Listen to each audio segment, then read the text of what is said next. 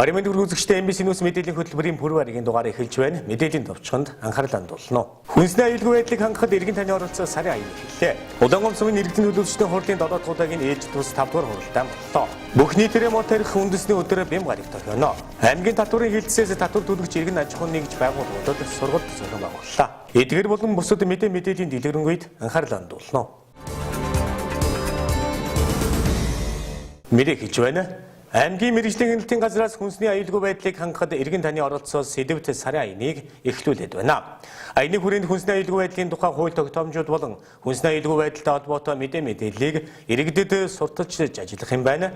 Мөн түүнчлэн бидний эрүүл мэндийг чимээгүй хордуулж байгаа хуванцар савны хэрэглээг багасгах тал дээр анхаарал хандуулан ажиллах юм байна.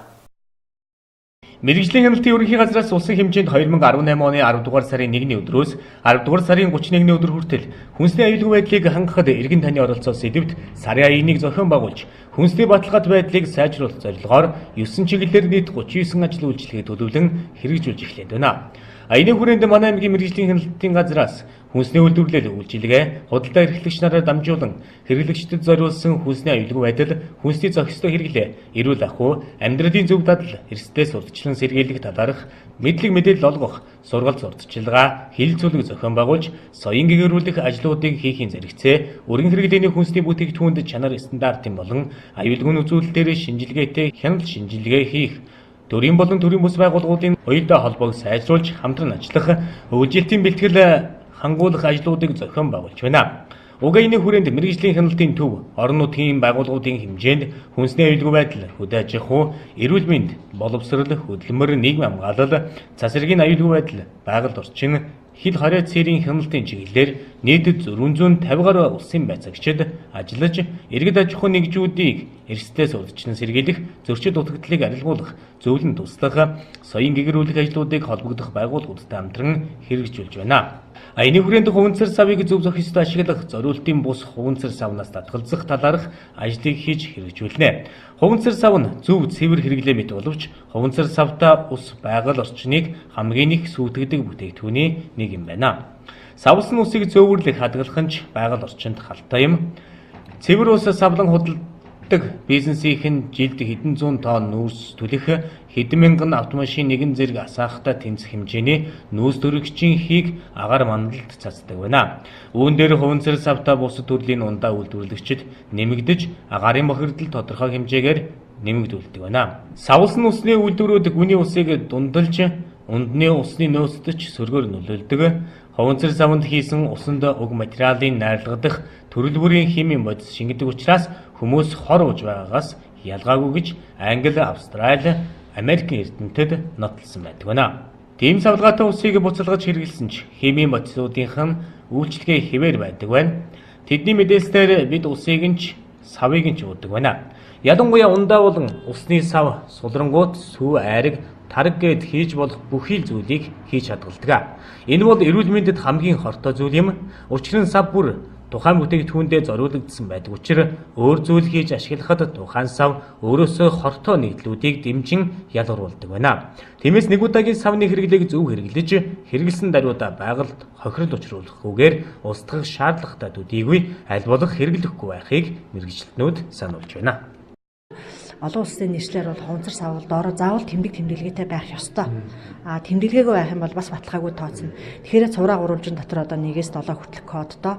За тэр код тусаараа бол ямар зориултаар ашиглах юм, одоо ямар сөрөг нөлөөтэй, ямар эерэг нөлөөтэй гэдгийг одоо тайлбарлсан ийм хуванцар савны зөвлөмжүүд бол нэлээд байдаг. Энийг бол бид нар бас телевизээр доор хэлэх, гарын авалгаар өгөх ийм ажлуудыг хийж явж байгаа. Тэгэхээр хүнсний зориултаар ашиглаж болно гэсэн тэмдэглэгээ маань 1 буюу 5 гэсэн тэмдэглэгээ байгаа. За ялангуяа 5 кодтой хуванцар сав бол одоо халааж хэрэглэнэ. За ямар ч одоо зориултаар ашигласан хүнсэнд хэрэглэсэн аюулгүй. 1 зориултаа сав бол бас одоо шаардлага хангана. Гэхдээ 5 нь бол одоо илүү одоо шаардлага хангадаг тий. За бусад одоо тэр 2, 3, 4, 6, 7 гэсэн тэмдэглэгтэй савууд маань хүнсний зориултаар ашиглахыг хориглодог.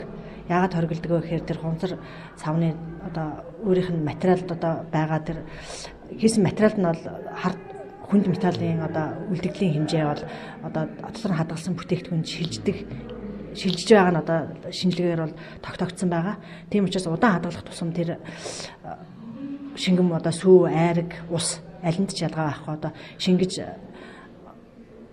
хүнд металлын үлдэгдлийнх нь хэмжээ бол ихсэж байгаа ийм судалгаа бол лабораторийн шинжилгээр тогтоогдсон. Үүнтэй уялдуулаад одоо энийг ийм хадгалсан одоо бүтээгдэхүүн хэрэглэснээр тухайн одоо мэдрэлийн системд гэмтэл учруулах улмаар бол одоо хавдар үүсгэгч ийм эрсдэлтэй байна гэсэн судалгааг мэргэжлийн байгууллагууд гаргаж тавьсан учраас одоо энэ савны одоо хэрэглэн дээр бол анхаарах зайлшгүй шаардлага гарч байгаа. За энэ хуучин болон энэ тэмдэглэгээгүй савууд маань ямар одоо шугамаар орж ирж байна гэхээр одоо барилгын материал болон одоо уул уурхай үйлдвэрүүдэд химийн бодисыг одоо хадгалж химийн бодистой орж ирдэг импортоор тэгээд энэ хэрэгэлсэн саваа бол яг аюултай хаягдлгээд одоо устгаж явах юм дүрм журамтай энд нь бол тухайн байгууллага болмоос төр захиргааны байгууллагын хяналт тавьж ажиллаж явах хэвээр. Тэгээд манай мэргэжлийн хяналтын байгууллагаас ямар судалгаа хийж байгааг гэхээр одоо импортоор орж ирж байгаа савны судалгаа гаргаад тэгээд одоо айл өрхүүдэд одоо хэрэгжилж байгаа савны судалгаа мөн үйлдвэр үйлчилгээ одоо нийтийн хоолны газар хэрэгжилж байгаа савны судалгаа гаргахад одоо нэг одоо айл өрхөд бол 5-6 жишээ хумдар сав хэрэгжилж байна. За нэг аюулгүй сав баглаа бол гэсэн үндэсний хөтөлбөр хэрэгжиж байгаа. Энэ хүрээнд бол одоо энэ хумдар савны хэрэглээг багасгаад одоо 2-3 болгох ийм зорилт тавиад энэ шаардлага хангасан одоо үндэсний үйлдвэрлэгчээ одоо дэмжих төсөл хөтөлбөрөөр хангах зах зээл дээр байгаа үнийг нь хямдруулах. Ягаад хэрэглэгч нар хуучин савыг сонгож байгаахаас үнэтэй нь холбоотой. Шаардлага хангасан савууд манаас үнэтэй байдаг, өртөг өндөртэй олдоц багтаа байдаг учраас энэ шаардлага хангах савыг хэрэглэж гэнэ гэсэн судалгаа ер нь зарж байгаа хуучин савуудыг бол одоо худалдаа алуулахгүй буцаанд татуулах, газар дээр нь устгуулах ийм арга хэмжээ авахар бол ажиллаж байгаа. Поликарбонат агуулсан хуванцарт биспонол А бодис агуулдаг бөгөөд энэ нь хүний биеийн гормон ялгаруулах үйл ажиллагаанд хор хөнөөл учруулдаг байна. Эдгээр тэмдэглэгээнүүдээс 1.5 гэсэн тэмдэглэгээ кодтой хуванцар сав нь хэрэглэхэд аюулгүй, 2.4 гэсэн тэмдэглэгээ код бүхий хуванцар сав нь эрүүл мэндэд учруулах хор хөнөөл багтаа, харин 3, 6, 7 гэсэн тэмдэглэгээ кодтой хуванцар сав нь хүний эрүүл мэндэд сөрөг нөлөөтэй, хортой тул хоол хүнсний зориулалтаар хэрэглэх боломжгүй юм байна.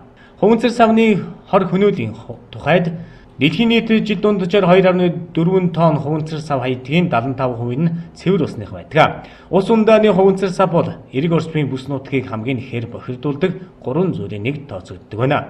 Хуванцар савнд агуулдаг химийн хорт бодисууд сав хаягдсны дараа буюу дотор нь шингэн зүйл хийж ашиглахгүй байлаач идэвхтэй байдаг байна. Хуванцар савны хөрсөнд шингэх дундаж хугацаа 700 жил юм. Гэхдээ зарим төрөл нь гялгар уут шиг хизээч өөр биетэд уусаж шингэдэггүй юм байна. Хуванцар савнд химийн бодисууд амьтны дотор эргэтэн арьс үсээс гадна хүний мэдрэлийн эсийг эмтээдэг нь нотлогдсон байна. Иймээс айл өрх аж ахуйн нэгж байгууллагууд хуванцар савнаас татгалзах нь зүйтэй юм а.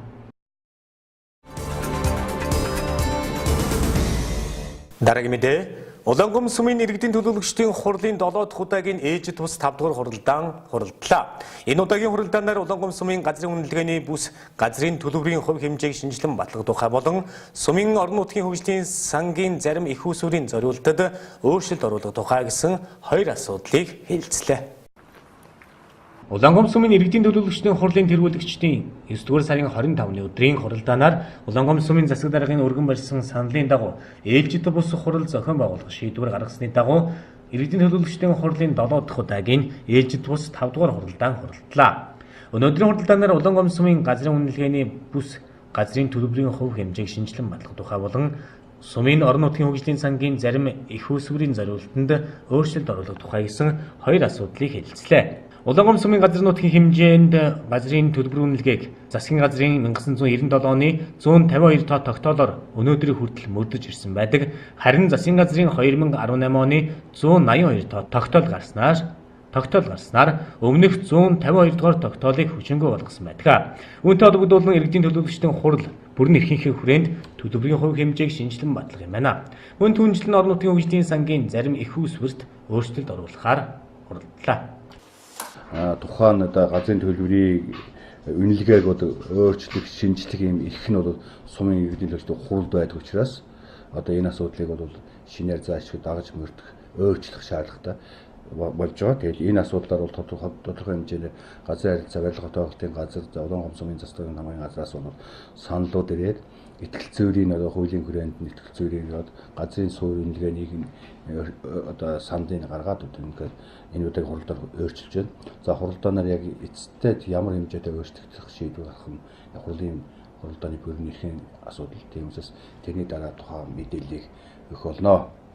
За дараагийн нэг асуудал болохоор Улаангомсумын орон нутгийн хөгжлийн сангийн зарим их төсөлтүүд бол өөрчлөлт оруулахаар сумын засаг даргаас өргөн барьсан. За орон нутгийн хөгжлийн сан бол мэдээж сум орон нутгийн хөгжилд бол бас тодорхой хэмжээний бүтээн байгуулалтын үйл ажиллагааг бас хэрэгжүүлдэг ийм сан. Тэгээд одоо энэ орон нутгийн хөгжлийн санд жишээлбэл 2015-аас 16 онд бол 235 сая төгрөгийн одоо их үүсвэр онд одоо дараагийн бүрэн эрхийн хугацаанд урд бүрэн эрхийн хугацаанаас дараагийн бүрэн эрхийн хугацаанд шилжүүлсэн байхгүй. Аж ахуйн нэгжүүдэд одоо олгуулах одоо орон нутгийн хөгжлийн сангийн үлдэгдэл мөнгө гэсэн 235 сая төгрөгөөс. За 2017 онд бол үндсэндээ манайч нэг 43 сая төгрөг. За 2018 онд 267 сая төгрөг орон нутгийн хөгжлийн сангийн их үүсвэр бол одоо шинээр одоо батлагдсан. За бид нэр 2017 онд бол 43 сая төгрөгтэй авч байсан. Ямар нэгэн энэ уртлын өрнөөс төлөх ямар нэгэн боломж гараагүй. За 2018-д бол 267.2018 онд бол 92.8 сая төгрөг бол олгохоор шийдвэрлсэн. За энэ мөнгөн дэвтрээс бас орон нутгийн хөгжлийн сангийн их үүсвэрийн тэр буцааж олох аж ахуйн нэгжид олох мөнгөний их үүсвэрээс бас хийгдсэн ажлуудынхаа үр дүн чанарыг бас шалгаж үзээд одоо бас нийтийн тээврийн дэмжлэгт 11.1 сая төгрөгийг бол анхан шатны баримтын бүрдэл байхгүй. Одоо нэгсэндээ бүрдэл шаардлага хангахгүй байна гэсэн. За морин ареаны газарт нэг худаг гаргасан тэр худаг нь бол ашиглахдаггүй ус гарахгүй байгаа юм байна л. Тэгээд ийм учраас бол энэ хоёр мөнгө бол тэрэнд морин ареаны газрын худагт бол 6 сая төгрөг өгөх ёстой. Тэгэхээр нийт их үүсвэр бол нэг 17.1 сая төгрөг болж байгаа. За энэ мөнгийг одоо холбогдох одоо газарт бол өгөх боломж бай. Шаардлага хангахгүй байна гэж үзээд энэ мөнгийг бас хуралдааныхаа бүрэн эрхийнхаа хэмжээнд бол дараагийн үйл ажиллагаанд зарцуулъя гэсэн ийм одоо асуудлыг сумын хуралдаан хэлцэж байна. Улаангомсумын иргэдийн төлөөлөгчдийн хурлын 7 дахь удаагийн ээжид тус 5 дугаар хуралдаанаар хилцэгдсэн асуудлуудыг дагаж гарсан шийдвэр тогтоолуудыг маргаашийн мэдээллийн хөтөлбөрөөр үзэгч танд хүргэнэ. Дараагийн мэдээ Монгол Улсын ерөнхийлөгчийн зарилгын дагуу намрын мод тарих үндэсний өдөр ирэх бэм гарагт тохиож байна. Энэ өдрийн хүрээнд аж ахуйн нэгж байгууллага айл өрх иргэн бүр нэг мод тарих юм а. Монгол Улсын ерөнхийлөгчийн 2010 оны 4-р сарын 14-ний өдрийн 63 дугаар зарилгын дагуу жил бүрийн 5-10 дугаар сарын 2 дахь 7 хоногийн бэм гарагийг бүх нийтийн мод тарих үндэсний өдөр болгосон. Тус өдрөлгийн хүрээнд аж ахуйн нэгж байгууллага айл өрх иргэн бүрийг мод тарих өдрөлгт идэвхтэй оролцохыг уриалан аж ахуйн нэгж байгууллагуудад Улаангомсумын засаг дарга албан бичиг хургуулсан байна. Аж ахуйн нэгж олон газрууд бол наадмын талаа бол одоо шинээр гарч байгаа дээр доор бас нэг улсын төсвөр үрдэж байгаа нэг зурвас хийгдэж байгаа шинээр. Тэрэн дээр бас үлээсний гүнэнд. Тэнд хуваарлагч бас аж ахуйн нэгж модод харна. Модыг бол тарихтаа бол өсгөлөө худалдаа гарч байгаа энэ Гүн Баатарын талбай дээр одоо өргөлжсөн худалдаа гарч байгаа. Худалдаан дээр бол бас манай талбайд байгаа модоо жисэрхний мод, жимсний мод тэгээд өмнө ойрн ихрний одоо темпор ус үлээс авч ирж гэмээс худалдан. Тэгээд тэн дээрээс бол аж ахуйн нэгж байгуулалт хүмбэр нэгдэж хэрэг мод худалдаж авч тарих ёстой. Энэ тарилтын ажил бол одоо Улаангомсумын хэмжээнд бол нэлээд их аж ахуйн газар олон газрууд одоо бид нэр эбэл дээр тавиад бичгээ болцсон байгаа. Тэгээд эблээс бичгээ аваад хүмүүс одоо тэр аж ахуйн нэгжүүд идэвхтэй оролцсон л гэдгийг уриалъя. Мод тарих өдрөлгийн хүрээнд Гүн Баатарын талбайд Часарган, Үхрийнүүд, Бургас, Улиас зэрэг модны суулгацын үзэсгэлэн худалдааг зохион байгуулах юм байна. Иргэн аж ахуйн нэгжүүд тус үзэсгэлэн худалдаанаас модны суулгах загварлалт авч тарих боломжтой юм а. За өнгөрсөн жил бол хаврын тарилтаар бол манайхаар 17,000 гаруй мод тарсан. Энэ бол ургалтын байдал бол одоо нэг 70% өвтөл явж байна. За аж ахуйн нэг жалган газруудыг гадна тарьсан мод бол ургал цайтай байгаа. Одын наадмын талаар тарьсан мод бол услахааны шалтгаанаас бол бас жаахан тарилтын тэр технологи өрөөнд нь бас хөрч тарихгүй байгаа. Тийм учраас ерөөсөө ургалт их муутай байгаа. Маргааш одоо наадмын талаар бас мод тарина. Дахин л тарина. Тэгвэл наадмын талаар яагаад мод тарина гэж хэлэх байхтар нөхөн тарилтгийн энэ дэр нөхөн тарилтгийн наадмын талаар 4 сая 600 төгрөгөөр одоо хөтөлбөр гаргасан наадлын бэб хорксын хажууд хөтөлбөр гаргасан. Одоо услахаатай болох бүрэн боломжтой болсон. За тийм учраас наадмын талаан доогоор дээгээрээ бол сайн ургаж байгаа. Дуудлаараа бол мод ургалт мод байгаа. Тэр хэсэгтээ бол бид нэр тарилтыг дахин хийгээд одоо тэр төсгөр гаргасан хот байгаа. Хөтөлбөрийн үйл ажиллагааг тэн дээр одоо зарцуулж услахаа сайтай болно гэсэн. Тэгээд бас гөрмийн дагуу тарихтар ямар ч гэсэн тэгээд өргөнөл гэж бодож байгаа шүү дээ. Манай аймаг өнгөрсөн жилд 17 мянган мод тарьсан, түүний 70% нь ургажээ. Эргээд мод тарьчихад эргээд арчилдаггүй улмаас дахин нөхөн тарилт шаарддаг болохыг албаны хүн хэлж байна. Маргааш наадмын тал бод нөхөн тарилт хийхээр төлөвлөн ажиллаж байна. Энэ жил мод тарих үйл ажиллагааг наадмын тал болон улаасны хэв гэсэн хоёр цагт аж ахуйн байгууллагуудыг хуваарлан зохион байгуулахаар болоод байна.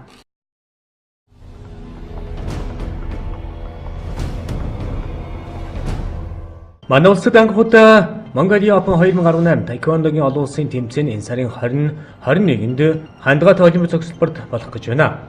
Тэмцээнд бүгд наримдах Солонгос улс, Япон, Осиолван улс, бүгд наримдах Хятад ард улс, Казахстан, Узбекистан, Тайланд, Тайван, Хонконг зэрэг 10 гаруй улсын баг тамирчид оролцохоор мэдүүлэг ирүүлжээ. Тэмцээн багнаас өсвөр үе залуучуудын насны ангиллаар ганцаарчилсан болон багийн тулаан төрлөөр явагдана. Уг тэмцээнд Монголын таеквондогийн холбооны хот аймаг орон нутгийн салбар хороодын шилдэг 500 гаруй тамирчин хурд хүч авхаж самбаагаас орох юм байна. Монгол улсад анхудаа болж байгаа энэхүү олон улсын тэмцээнийг жил бүр уламжлал болгон зохион байгуулж, улмаар олимпийн эрхийн оноо олгох тэмцээн болох зорилготой байгаа гэдгийг зохион байгуулагчдын зүгээс онцолжээ.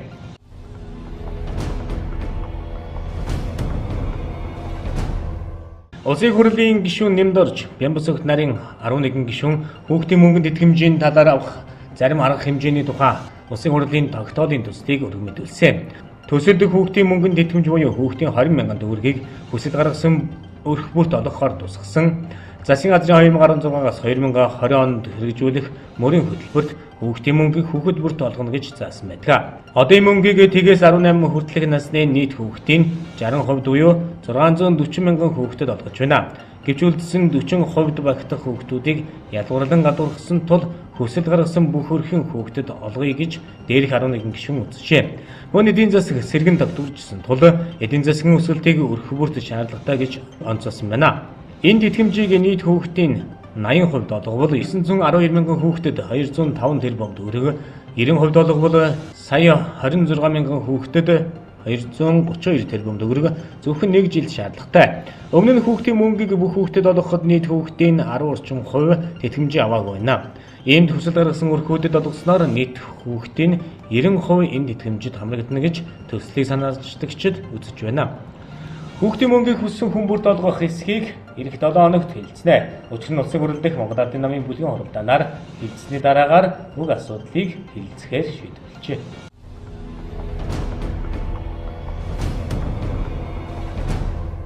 Жакарта 2018 Азийн паралимпийн наадмаас манай тамирчид 4 медаль хүртээд байна.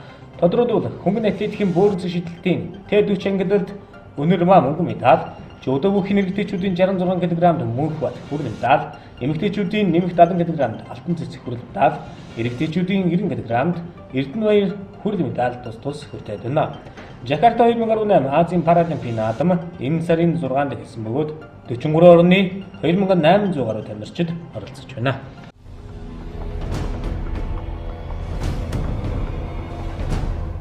2018 оны 2 дугаар ээлжийн цэрэг дадлага энэ сарын 19-нд эхэлнэ. Үүгээр 2000 онд төрсэн 18 настангууд зарлан дуудах хуудасаа гардаад байгаа юм.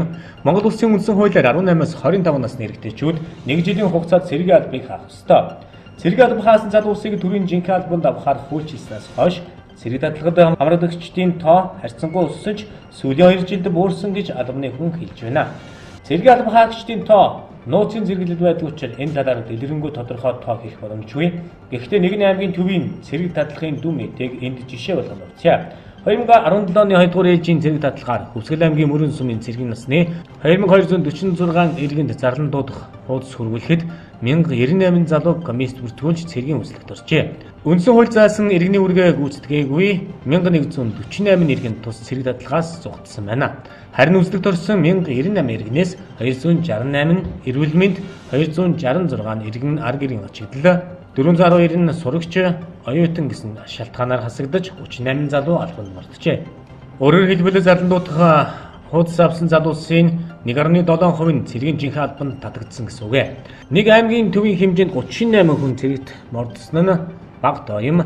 Зарим мэдээлэлээр нэг сумаас ганцхан хүн цэрэгт татагдсан ч тохиолдол байгаа юм а. Банкын наримтай улсын хувьд хангалттай үзүүлэлт юм. Манай улсын хуулиар хийдхэн тохиолдол цэргийн албанаас чөлөөлөх залттай. Цэргийн албанд тэмцэхгүй болохыг эмч тогтоосон. Эхнэрийн хөгжлийн бэрхшээлтэй насанд хүрээгүй өнчин дүүтэй, хөгшин эцэг эхтэй, сэжигтэн, ялтан гэх мэт 13-нд багтах зовлонд чөлөөлөх хуудсыг өгдөг юм байна.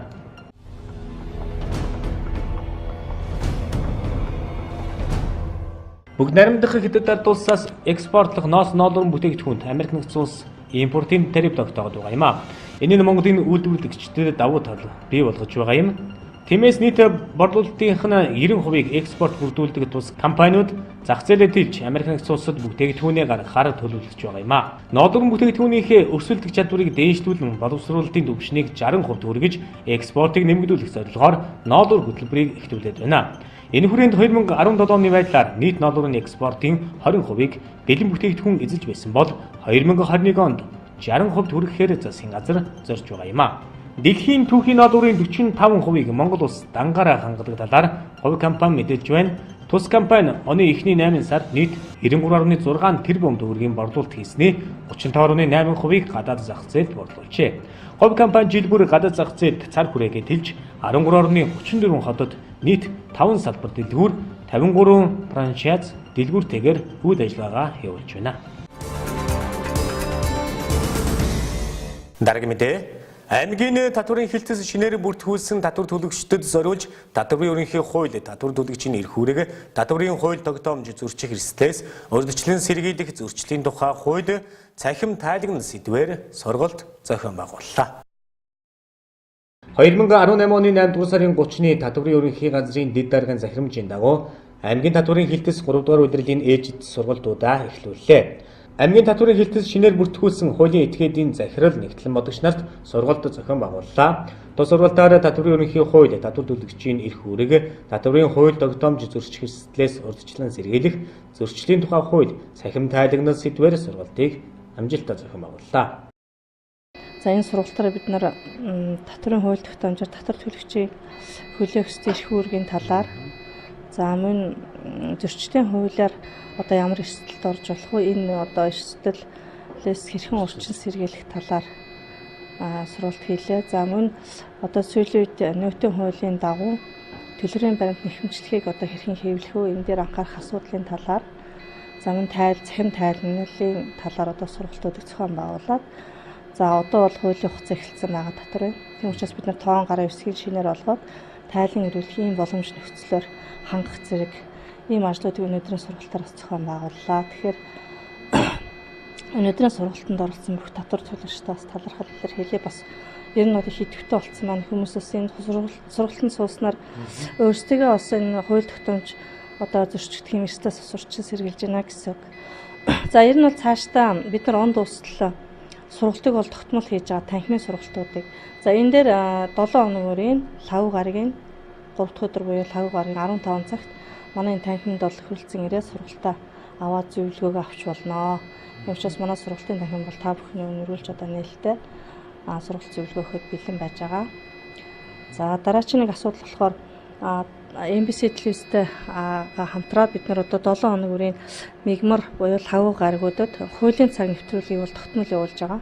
Тэгэхээр энэ хуулийн цаг нэвтрүүлгээр бас татвар төлөгч та бүхэн хэрэгтэй мэдээллийг бас хүргэж байгаа. Тэгэхээр энэ мэдээллийг бас та бүхэн цаг алдалгүй одоо хараад мэдээлэл татвар хууль тогтоомжид орсон өөрчлөлт цаг үеийн одоо шаардлагатай мэдээлэл идэх хүргэж байгаа учраас энэ мэдээлэлтэй бас танилцаад та бүхэн маань татвар хууль тогтоомжийг одоо хамтарч хэрэгжүүлэхэд одоо хамтарч ажиллах юм бүрэн боломжтой байгаа шүү гэдгийг хэлэх байна. Аймгийн татварын хилтэц цаашид татварын хуулийн тухай болон татвар төлөгчтэй холбоотой зөвлөгөө зөвлөмжүүдийг 7 хоног бүрийн лагуй гарагт 15 цагт сургалтын танхимдаа зөвлөгөө зөвлөмжүүдийг багтаасан сургалтыг 7 хоног бүрийн лагуй гарагийн 15 цагт сургалтын танхимдаа зохион байгуулах юм байна. Татвар төлөгч иргэн аж ахуйн нэгжийн байгууллагууд татвартай холбоотой хуулийн зөвлөгөө зөвлөмжийг татварын хилцээс зохион байгуулж байгаа сургалтаас авах боломжтой юм. Мөн түнчлэн аймгийн татварын хилцээс MBC телевизтэй хамтран 7 хоног бүрийн лагуй гарагт хуулийн зөвлөгөө нэвтрүүлгийг бэлтгэн үзэж та бүхэнд хүргэж байна. Энэхүү нэвтрүүлгээр татвартай холбоотой шинээр мөрдөгдөж байгаа хууль тогтоомжууд болон татварын талаарх мэдлэг мэдээллийг та бүхэнд олгоно.